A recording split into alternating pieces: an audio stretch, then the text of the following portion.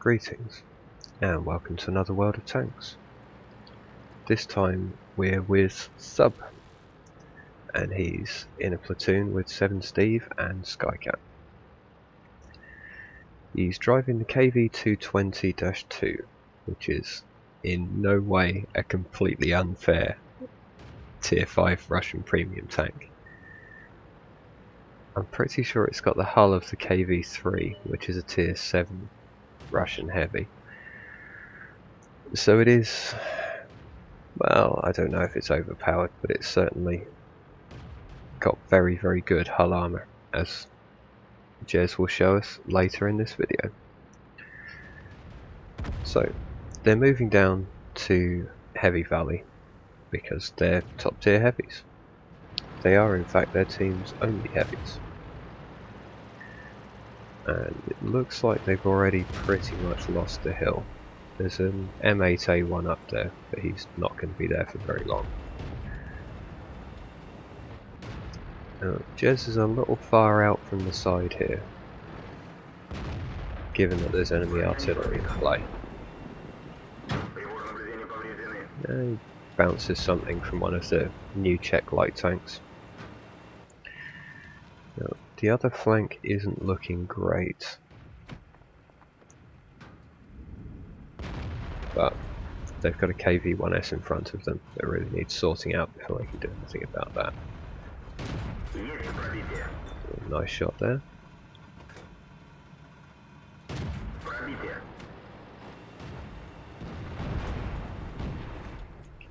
And already their team is 5 tanks down, and there's just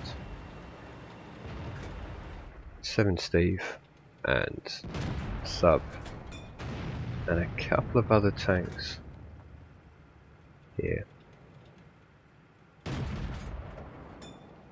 Nice shot into the coupler there. I would have thought that one was going to miss, but there appears to be quite an arc on these shells. And unfortunately he moves just before Jez puts the killing blow in. And Skycat's just died on the other flank. The AT2 that's with them down here has just died. And it's all looking a bit shaky now. It does seem like they're going to lose the other flank, but they might be able to hold it here. Yep, there goes the other flank. There's now 4 enemy tanks up there, including an OI experimental against just a Matilda 4. Well, I don't know if I'd have pushed forwards here. Maybe. If you're encircled and outnumbered, you do need to pick a side and attack it.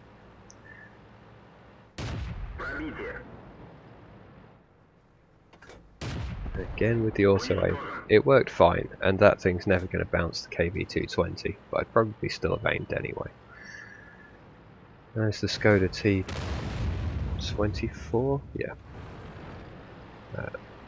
Artillery's taking an interest, Stug misses, and is probably now going to be dead. And it looks like Jez is kind of thinking about going back. 7 Steve's already on his way back to defend the base. But it might be worth staying here and supporting this M4. When you've only got 1 teammate left, it's worth trying to keep him alive.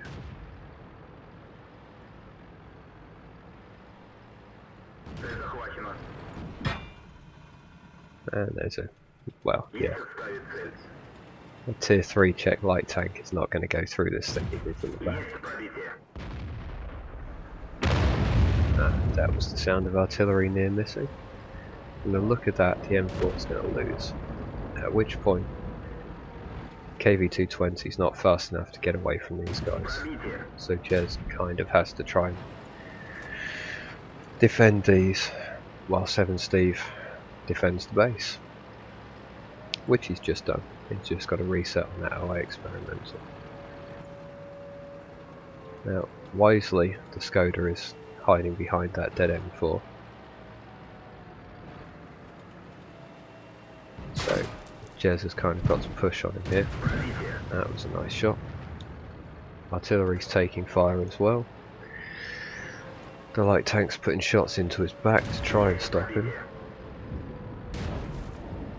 Oh, reverse and turn. Ah, he was very lucky that one hit. So now the Panzer 3-4's here as well. Again with the auto aim, I would be aiming these shots, but it works out for him. And that was a heat shell from the Panzer 4.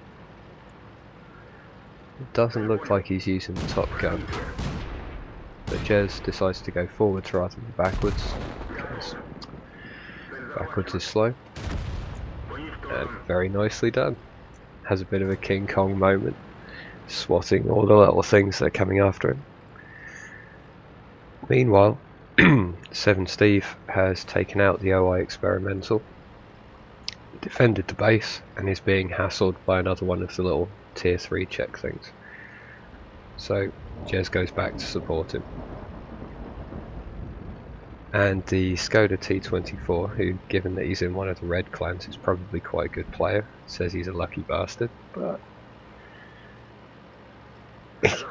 and the KV220 complains about him being immortal and a cheat. It's not cheating to play a tank that's readily available. Again, he's lucky. I don't know how that shell hit. And it looks like Steve's taken a bit of a battering defending the base, but now they're pretty much clear. That tier 5 artillery could still annihilate both of them, but they've certainly turned it around from where it was. So, Jez sets off towards the enemy base. He's got HE loaded. Don't know what the HE shells are like on this tank. I've never driven it. And I don't really trust HE shells. On some tanks they're good, like the RU-251. And some of the high tier British Hesh is quite good. Like the Centurion 7.1 with the 105mm. But yeah, all too often I've shot at an artillery and failed to penetrate, despite the fact that it's got 30 degrees of 30. Is it degrees? No, 30 millimeters of armor, and the minimum penetration on the HE shell is 30 or 40. There seems to be a lot of RNG involved in HE, so unless it's something like a KV2 with the 152mm, yeah, I don't really rely on HE. It's good for resetting caps, and it's good for doing some damage to things that you just wouldn't be able to penetrate with your AP. But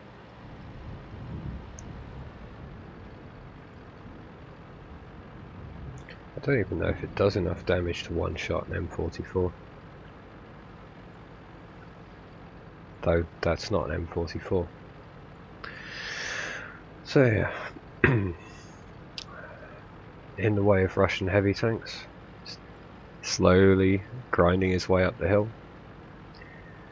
Steve's made his way down the middle of the map to come and join him.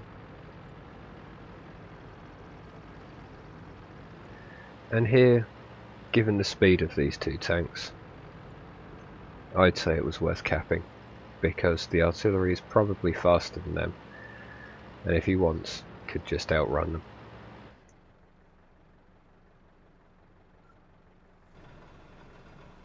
Now, in this case, I would probably park up somewhere that wasn't next to cover, because if the artillery's blind firing at you, he's going to aim for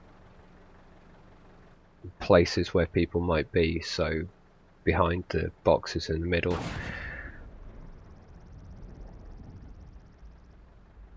next to the bunker off on the right, next to these rocks.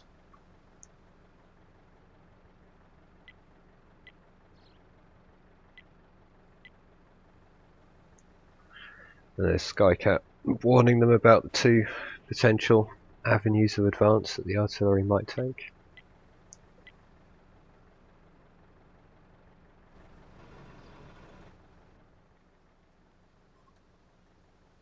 And Steve's sitting next to the bunker on 12 health. I wouldn't be sitting next to that bunker.